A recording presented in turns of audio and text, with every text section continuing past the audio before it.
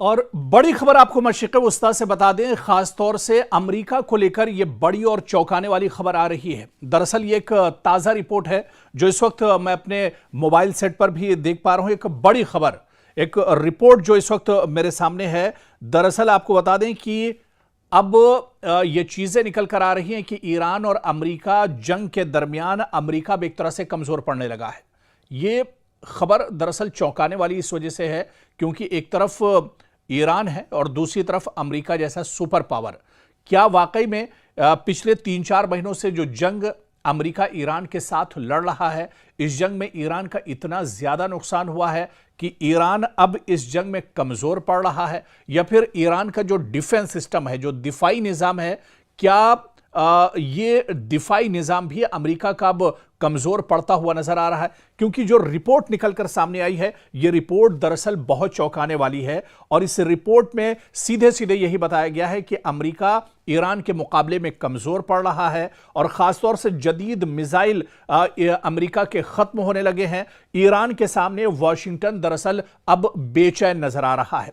इस पूरी रिपोर्ट के बारे में तफसील से हम आपको बताएंगे क्योंकि दुनिया की सबसे ताकतवर फौज एक तरफ अमेरिका की हम बात कर रहे हैं, सुपर पावर है, और अमेरिका दुनिया की सबसे मजबूत फौज मानी जाती है, अस्करी ताकत मानी जाती है। लेकिन क्या अब इसके हथियारों के जखीरे तेजी से खत्म हो रहे हैं और क्या अमेरिका के जदीद दिफाई निजाम यानी जो इसका लेटेस्ट डिफेंस सिस्टम है, क्या अपनी आखिरी सांसें गिन रहा है? यह सवाल भी बहुत अहम है। और क्या ईरान के खिलाफ मुसलसल हमलों ने वॉशिंगटन को एक ऐसे मोड़ पर लाकर खड़ा कर दिया है जहां जंग जारी रखना पहले जितना अब अमेरिका के लिए आसान नहीं है?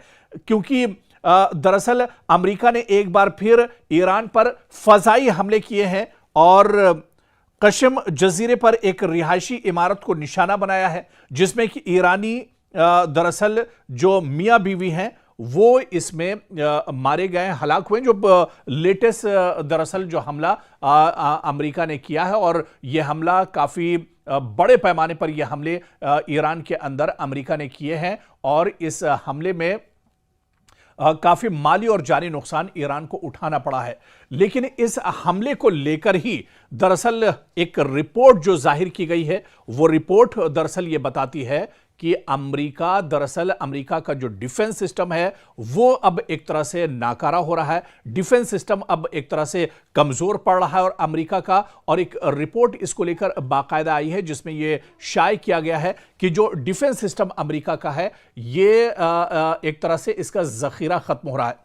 इससे पहले भी इस तरह की रिपोर्टें आती रही और यह कहा गया कि जो अमेरिका का डिफेंस सिस्टम है, खासतौर से उसमें पैट्रियट मिसाइल की बात की गई थी।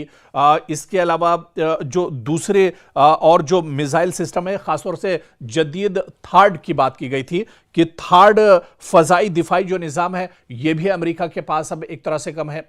दरअसल जो समझने वाली चीज है इस रिपोर्ट में वो यही है कि अमेरिका को एक साथ कई महाजों पर लड़ना पड़ रहा है क्योंकि ईरान के मंशा दरअसल यही है। ईरान दरअसल अमेरिका को चारों तरफ से लपेट कर रखना चाहता है, परेशान करके रखना चाहता है। और दरअसल ईरान डायरेक्ट वॉशिंगटन या पेंटागन या न्यूयॉर्क पर हमला तो नहीं कर सकता है, बहुत ज्यादा दूरी है। लेकिन मशरिक़ वुस्ता में जहां जहां अमेरिका के एयरबेस हैं, जहां पर अमेरिका के सिफारतखाने हैं, जहां पर अमेरिका के फौजी पहले से मौजूद हैं, जहां पर अमेरिका के डिफेंस सिस्टम मौजूद हैं, जहां पर अमेरिका के स्टॉक या कंट्रोल रूम्स हैं, अब इन अलग अलग पूरे मशरिक़ वुस्ता में जहां पर अमेरिका के का इंफ्रास्ट्रक्चर है वहां पर ईरान एक साथ हमले कर रहा है। अब अगर दुबई में ईरान हमला करता है और एक साथ वो कतर पर भी हमला करता है, सऊदी अरब को भी निशाना बनाता है, इसके अलावा अबू धाबी को निशाना बनाता है, कुवैत को निशाना बनाता है, इराक को निशाना बनाता है, जहां पर हर जगह अमेरिकी इंफ्रास्ट्रक्चर मौजूद है, तो फिर अमेरिका एक साथ ईरान के हमलों को कैसे रोक पाएगा? अमेरिका के पास क्या वाकई में इतना डिफेंस सिस्टम मौजूद है, इतने थार्ड या पैट्रियट मिसाइल मौजूद हैं जो ईरान के ड्रोन्स और मिसाइल को रोक सकें? इसी वजह से इस रिपोर्ट में दावा किया गया है कि अब अमेरिका की दरअसल कमर टूट रही है। मशरिक़ वस्ता के उमूर के माहिरीन के मुताबिक भी अमेरिका के जदीद और इंतहाई महंगे जो दिफाई हथियारों का जखीरा है वो दरअसल तेजी से कम हो रहा है। इनमें दूर से हदफ को निशाना बनाने वाले ज्वाइंट स्टैंड ऑफ वेपन्स और जदीद थर्ड फजाई दिफाई निजाम के मिसाइल भी दरअसल शामिल है। और यह कहा जा रहा है कि अब डिफेंस सिस्टम दरअसल अमेरिका का कमजोर पड़ रहा है, और जब किसी का डिफेंस से कमजोर पड़ जाए तो उसकी हार एक तरह से तय मानी जाती है, और यही कुछ इस जंग में अमेरिका के साथ हो रहा है। हालांकि एक खबर बीच में यह भी आई थी जो हमने आपके साथ शेयर की थी कि अमेरिका बड़े पैमाने पर डिफेंस सिस्टम को लेकर दिन रात काम कर रहा है, और चाहे थर्ड की बात की जाए या पैट्रियट मिसाइल की बात की जाए, इन मिसाइलों का प्रोडक्शन बहुत तेजी से अमेरिका ने बढ़ाया है। लेकिन रातों रात कोई थर्ड या पैट्रियट मिसाइल तैयार नहीं हो पाते हैं, बल्कि इन मिसाइल्स को, इन आलात को और इस डिफेंस सिस्टम को तैयार करने के लिए एक लंबा वक्त दरकार होता है, जो अब अमेरिका के पास एक तरह से नहीं है, क्योंकि ईरान लगातार अटैक कर रहा है। ईरान मशरिक़ वस्ता में जितने भी महाज हैं, जहां जहां अमेरिका के एयरबेस हैं, अमेरिका का इंफ्रास्ट्रक्चर है, वहां पर लगातार हमले कर रहा है। चाहे बहरीन की बात करें, जॉर्डन की बात करें, Iraq, Dubai, Kuwait, Qatar, Saudi Arab, बहुत से दरअसल इलाके हैं। और पहले की रिपोर्ट में भी हम आपको तफसील से बता चुके हैं कि अलग अलग पूरे मशरिक़ वस्ता पर दरअसल अमेरिका का दबदबा था। अमेरिका दरअसल पूरे सऊदी और खलीजी ममालिक को सिक्योरिटी देता था। इसी वजह से अलग अलग जगहों पर अलग अलग गल्फ के जो ममालिक थे, खलीजी ममालिक थे, वहां पर अमेरिका ने अपने एयरबेस बनाए हुए थे। लेकिन अब इन एयरबेस पर जिस तरह से ईरान हमला कर रहा है, जिस तरह से कुवैत के अंदर जो अमेरिका के फौजी थे मारे गए हैं, उसके बाद से अब अमेरिका दरअसल बेचैन है। और इसी के बाद अब जो ताजा रिपोर्ट आई है वो ये बताती है कि अमेरिका की इस जंग में कमर टूट रही है। अमेरिका का डिफेंस सिस्टम दरअसल कमजोर पड़ रहा है। अमेरिका के थर्ड और पैट्रियट मिसाइल का जो जखीरा है वो दरअसल तेजी से खत्म हो रहा है, और इसी वजह से अमेरिकी सदर डोनाल्ड ट्रंप के पेशानी पर दरअसल परेशानी अब बढ़ गई है, और अब वो समझ नहीं पा रहे हैं कि आगे ये लड़ाई किस तरह से जारी रखी जाए। इसी वजह से अमेरिका अब बड़े अटैक भी कर रहा है, बड़े पैमाने पर तेहरान और ईरान के दूसरे जो शहर हैं वहां पर अटैक कर रहा है। अमेरिका चाह रहा है कि जल्द से जल्द या तो यह जंग खत्म हो, इस जंग का इख्तिताम होना चाहिए, वरना फिर कोई बीच का रास्ता निकलना चाहिए। हालांकि ईरान यह कह रहा है कि यह जंग अब जब ही रुकेगी जब ईरान अपनी तरफ से कोशिश करेगा, या ईरान जब चाहेगा तभी यह जंग रुकेगी, वरना यह जंग इस तरह से अब रुकने वाली नहीं है, क्योंकि बातचीत बहुत हो चुकी। अब ईरान मैदान में उतर चुका है, और अब आर पार की लड़ाई दरअसल ईरान इस पूरे मुद्दे को लेकर लड़ रहा है। अगर बुहैरे अहमर में जहाज महफूज न रहे तो सिर्फ मशरिक़ वस्ता ही नहीं बल्कि पूरी दुनिया की तिजारत हिलकर रह जाएगी। तेल महंगा हो सकता है, सप्लाई चेन मुतासिर हो सकती है, और आलमी मईशत को अरबों डॉलर का नुकसान हो सकता है। और यही वजह है कि अब सऊदी अरब एक ऐसे बैनुल-अक़वामी इत्तेहाद की तश्कील की कोशिश कर रहा है, इंटरनेशनल यूनिटी की बात कर रहा है, जो बुहैरे अहमर में जहाजों को हूसी मुजाहिदीन के हमलों से महफूज रख सके।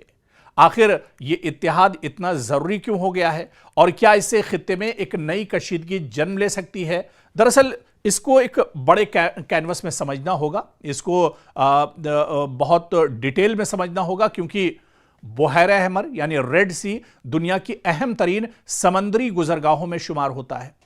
एशिया, यूरोप और मशरिक़ वस्ता के दरमियान होने वाली आलमी जो ट्रेड का बड़ा हिस्सा इसी रास्ते से गुजरता है।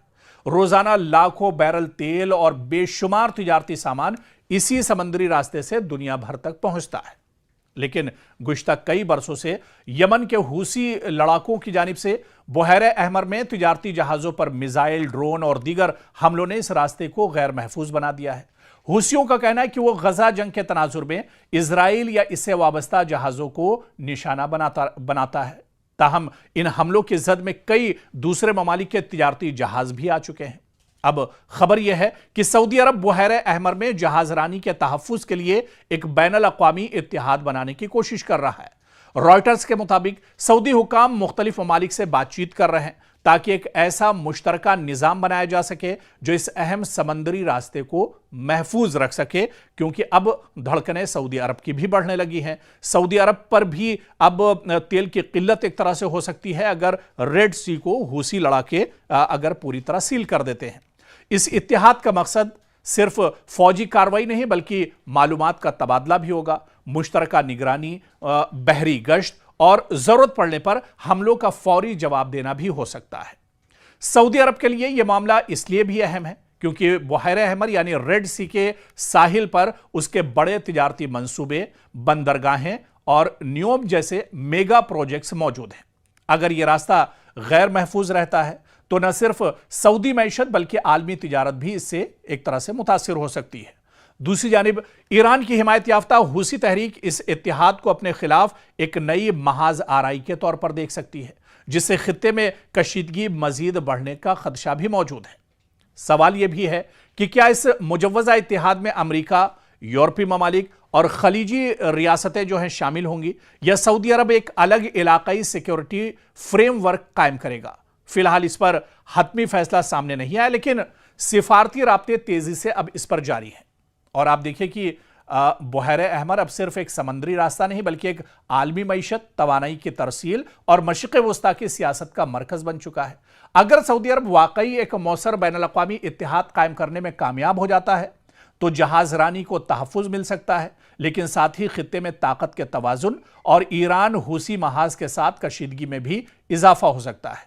अब आने वाले दिनों में यह पेशरफ्त मशरिक़ वस्ता की सियासत का एक अहम मोड़ साबित होगी और क्या सऊदी अरब का यह इत्तेहाद वाकई में मजबूत होगा, इसका असर दूसरे ममालिक पर पड़ेगा या दूसरे ममालिक सऊदी अरब के साथ जुड़ेंगे। आने वाले दिनों में यह देखना अहम होगा। बहुत दिलचस्प होगा कि क्या सऊदी अरब को इस बड़े इशू पर दूसरे ममालिक का साथ मिलता है या नहीं।